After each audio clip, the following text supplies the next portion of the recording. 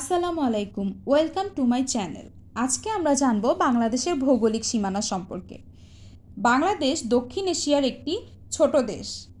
দেশটি 20°3-4' উত্তর অক্ষাংশ থেকে 26°3-8' উত্তর অক্ষাংশে এবং 88°01' পূর্ব দ্রাঘিমাংশ থেকে 92°4-1' পূর্ব দ্রাঘিমাংশে অবস্থিত। বাংলাদেশের মধ্যভাগ দিয়ে কর্কট ক্রান্তি রেখা 23.5° উত্তর অতিক্রম করে। এখন আমরা জানব বাংলাদেশের সীমান্তবর্তী যে রাজ্যগুলো আছে তা সম্পর্কে। বাংলাদেশের উত্তরে ভারতের পশ্চিমবঙ্গ, আসাম এবং মেঘালয় রাজ্য অবস্থিত। বাংলাদেশের পূর্বে ভারতের আসাম, ত্রিপুরা এবং মিজোরাম রাজ্য অবস্থিত। আরও রয়েছে মায়ানমারের চীন এবং রাখাইন রাজ্য। বাংলাদেশের পশ্চিমে রয়েছে ভারতের পশ্চিমবঙ্গ এবং বাংলাদেশের দক্ষিণ দিকে রয়েছে বঙ্গোপসাগর। এখানে আরও জানা জরুরি যে এসব অঙ্গরাজ্যের রাজধানীসমূহ কী কী।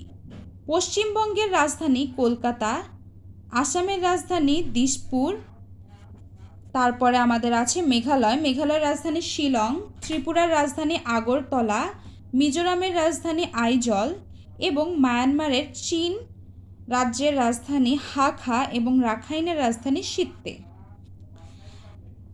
এখন আমরা একটা ক্যালকুলেশন দেখব। বাংলাদেশ এবং ভারত সীমান্ত হচ্ছে মোট 4156 কিলোমিটার এবং বাংলাদেশ ও মিয়ানমারের সীমান্ত হচ্ছে মোট 271 কিলোমিটার।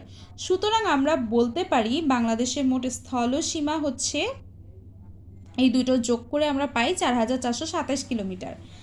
আর আমরা জানি বাংলাদেশের জলসীমা হচ্ছে 711 কিলোমিটার। সুতরাং আমরা বলতে পারি মোট সীমানা হচ্ছে 5138 কিলোমিটার। আজকে এতটুকুই। ধন্যবাদ সবাইকে। পরবর্তী ভিডিও দেখার জন্য অনুরোধ করা হলো।